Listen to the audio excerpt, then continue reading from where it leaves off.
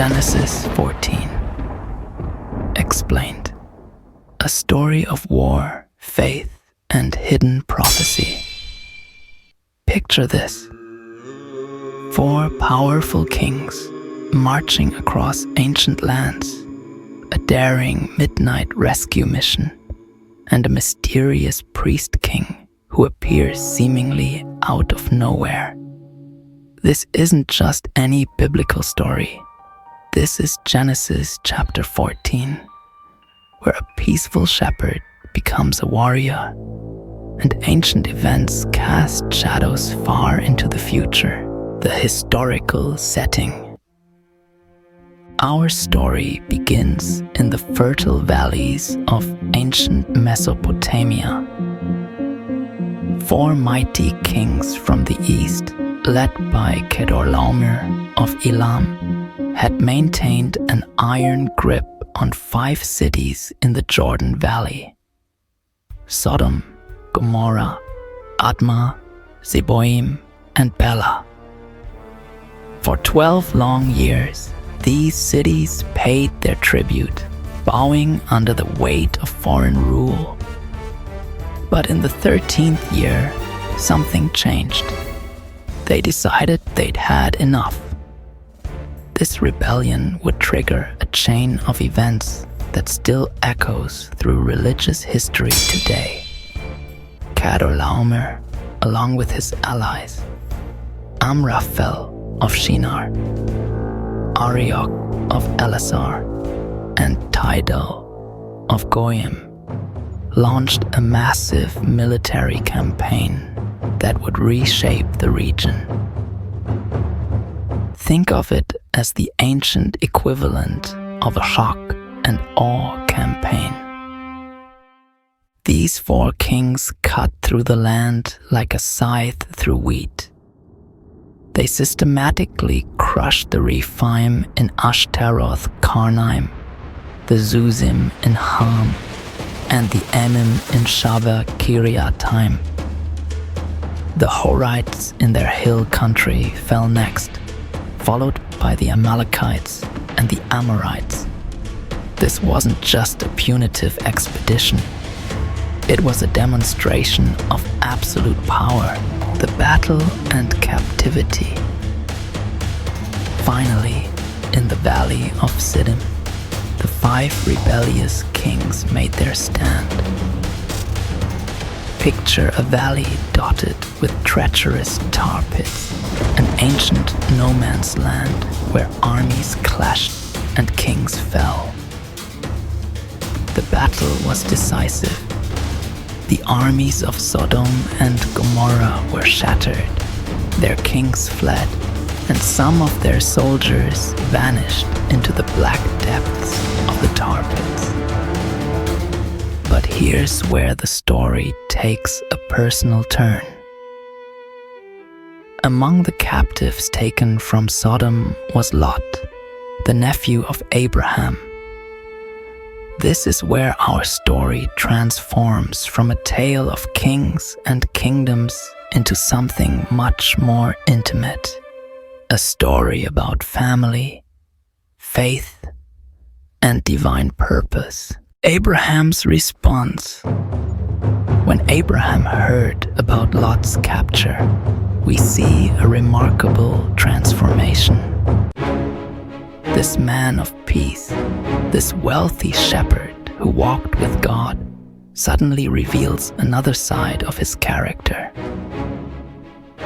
With just 318 trained men from his own household, Abraham launches what military historians would today call a brilliant special operations mission.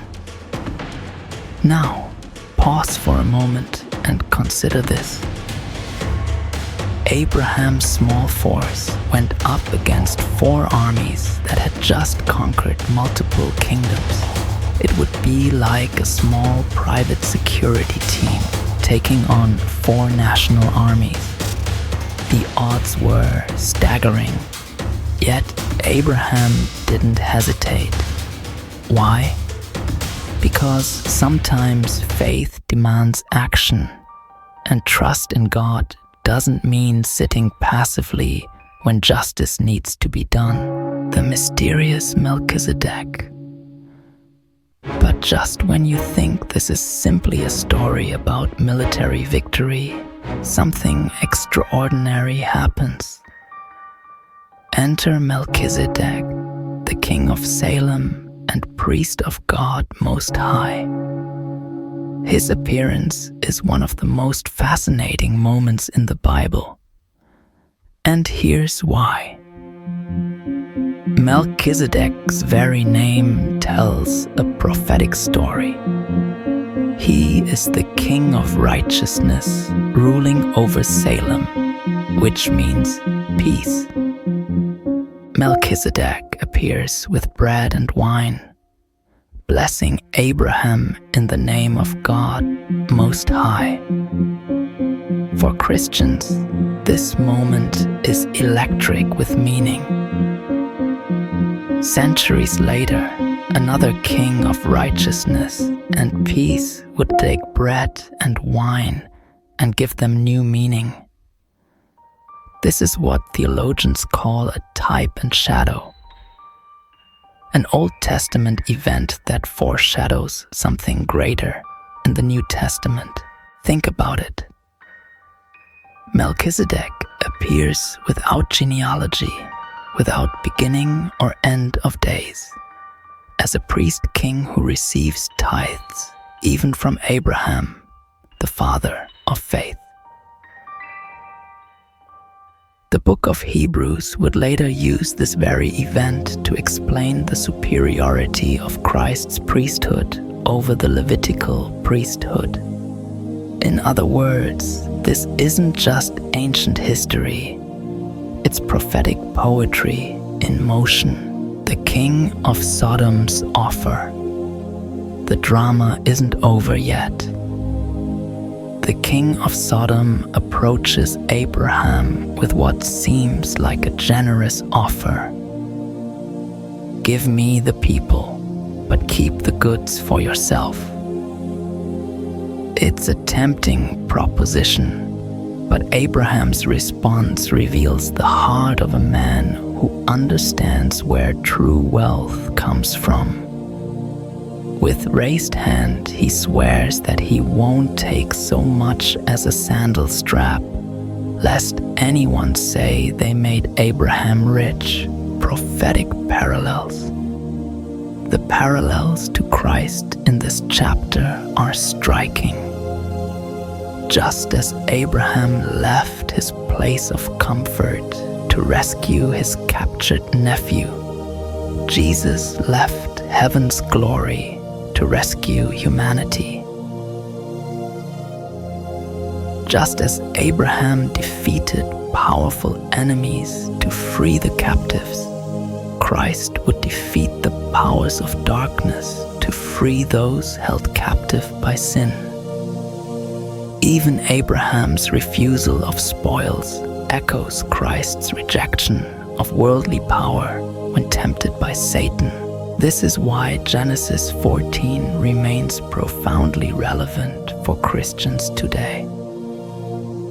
It's not just a story about ancient warfare.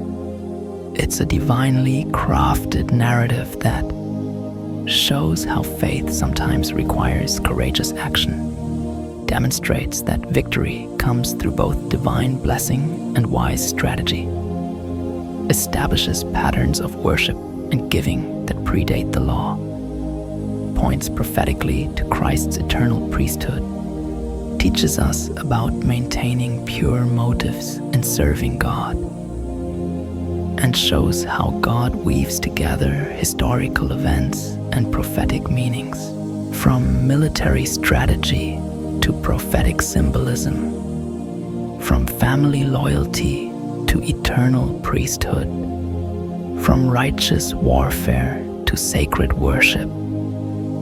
Genesis 14 has it all. It reminds us that the Bible isn't just telling us what happened. It's showing us what's always happening. God working through human events to to reveal eternal truths. This is Genesis 14, a masterpiece of historical narrative and prophetic symbolism that continues to speak, teach, and inspire those who have ears to hear and eyes to see the deeper meanings woven into its ancient words. Want to dive deeper into biblical prophecy? This is just one of many fascinating prophetic stories in the Bible. Each week on Prophetic Bible School, we uncover hidden meanings, explore biblical types and shadows, and reveal how ancient scriptures point to eternal truths. Don't miss our next revelation. Subscribe to Prophetic Bible School. Hit the notification bell. Share your insights in the comments, like and share with fellow believers, for everything that was written in the past was written to teach us. Romans 15:4. Join our growing community of believers discovering the prophetic dimensions of Scripture.